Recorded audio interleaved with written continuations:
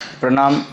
जय जिनेन्द्र। हम भगवान के सामने जाते हैं, प्रभु के मंदिर में जाते हैं और स्तुति बोलते हैं। हम अधिकतर बच्चों को सिखाते हैं कि स्तुति बोलना है भगवान के सामने, मगर स्तुति बोलना है तो उसको किस तरह से बोलना है। हमारा भगवान हमारे रूप को भी नहीं देखते हैं, हम अगर कुछ लेके जाते हैं वो भी नहीं देखते। भगवान सिर्फ हमारे पास क्या देखते हैं? भाव देखते हैं कि ये क्या भाव लेकर आया है। भगवान के पास सिर्फ और सिर्फ भाव ही भगवान सुनते हैं, भाव के द्वारा ही सुनते हैं। तो हम अगर भगवान के सामने जाते हैं तो हमको भगवान के सामने सिर्फ अपना भाव ही अच्छा से रखना है। इस तरह से भाव भगवान के सामने पेश करना है जिससे कि उनके जो अधिष्ठायक देव हैं उनको लगे कि ये भगवान का अच्छा भक्त है, ये भगवान के सामने अच्छे मनोकामना से आया है और ये एक अच्छा इंसान है। और भगवान की प्रार्थना पहुंचाने का काम अधिष्ठायक देव ही करते हैं, तो उनको सुर प्यारा होता है। तो अपने ताल में, राग में भगवान के सामने स्तुति करना है, भाव अच्छी से। जैसे हम कोई स्तुति आज लेते हैं, जैसे हमने एक स्तुति यहाँ पर लिखा है, जो सनातन पूजा जब ही स्टार्ट होता है तब हम सब प्रथम इस स्तुति को बोलते हैं। से सरस शांति सुधारस सागरम सुचितरम गुणरत्न महागरम भविक पंकज बोध दिवाकरम प्रतिदिनम प्रणमामि जिनेश्वरम। इसका तो एक अपना राग है, सुर है, सब अलग अलग राग से बोलते हैं। मगर हम अभी बच्चों को जब सिखाएंगे तो उसको हमको ऐसा बोलना है कि उनको इसका अर्थ मालूम चले, कि हम किस तरह से बच्चे को लगे कि हम जो बोल रहे हैं वो क्या बोल रहे हैं। अगर उनको भाव और उनका अर्थ मालूम चलेगा तो उनका भाव जगेगा। तो हमको बच्चों को इसी तरह से पढ़ाना है कि किस तरह से बच्चे के मन में भाव जागृत हो। जैसे हम बोलेंगे सरस शांति सुधारस सागरम, इसका शुरू होता है सरस शांति सुधारस सागरम, सरस शांति सुधारस सागरम। हे प्रभु, आप क्या है? सरस यानी उत्कृष्ट, सबसे उच्चतम, सबसे अच्छा सुधारस, सुधा अमृत को बोला जाता है। सुधा रस का, सुधा का जो रस होता है, अमृत का जो रस होता है वो कैसा है? भगवान कैसे बोल रहे हैं कि शांति रूपी सुधा रस के आप क्या हो? सागर हो।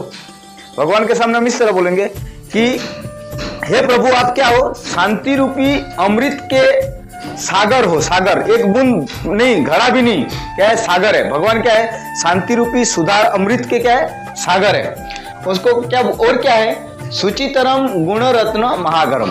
प्रभु आप सुचितरम मतलब क्या होता है? पवित्र, जो पवित्र का पवित्र होता है। सुचितरम, जो पवित्रों का पवित्र, जो एकदम निर्मल है, एकदम पवित्र है। हे प्रभु, आप क्या है? पवित्रों के पवित्र।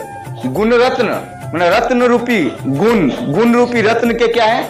महागरम। महागरम का अर्थ होता है बहुत बड़ा, बहुत विशाल भंडार, इसको महागरम बोला जाता है। ऐसे तो हम ऐसे सूत्र अगर हम बोलते हैं तो हमको मन में आता है कि महागरम मतलब महासागर होता है, मगर नहीं, एक्चुअल में क्या होता है? गुण रत्न का महान पहाड़, विशाल भंडार है।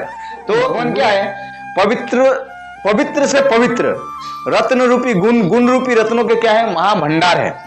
हे प्रभु, आप भविक पंकज बोध दिवाकरम, आप क्या है? इस भविक रूपी जो पंकज है, पंकज यानी कमल का फूल होता है, पंकज हम कमल के फूल को बोलते हैं, जो भविक रूपी पंकज है उसको आप विकसित, बोध यानी विकसित करने में समर्थमान दिवाकर है। दिवाकर यानी सूर्य है। हे प्रभु, आप क्या है कि इस जो हमारे भविक रूपी पंकज जो कमल है उनको आप विकसित करने में क्या है? सूर्य के समान है, दिवाकर के समान है। जिस तरह से सूर्य की छटा पड़ते ही कमल विकसित होता है, उसी तरह हमारा जीवन में आपका गुणों का प्रभाव पड़ेगा, आपके आशीर्वाद रहेगी तो हमारे क्या होगा? आपके गुणगान हम करेंगे तो हमारा जो भविक रूपी पंकज वो क्या होगा? दिवाकर के समान, मतलब प्रकाशित होगा। दिवाकर रूपी जो आप प्रकाश देंगे तो हमारा जो भविक रूपी पंकज है, कमल है, वो खिल उठेगा।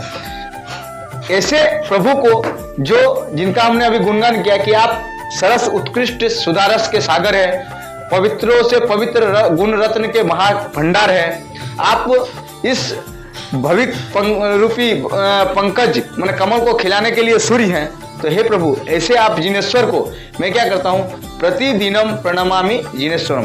प्रतिदिन मैं इसको प्रणाम करता हूँ, एक दिन नहीं, एक मुहूर्त नहीं, प्रतिदिन जब तक मेरे जीवन में श्वास रहेगा, हे प्रभु मैं आपको क्या करूंगा? प्रणाम करूंगा। हे जिनेश्वर भगवान, हे वितराग परमात्मा, मैं आपको प्रतिदिन प्रणाम करता हूँ। प्रतिदिनम प्रणमामि जिनेश्वरम।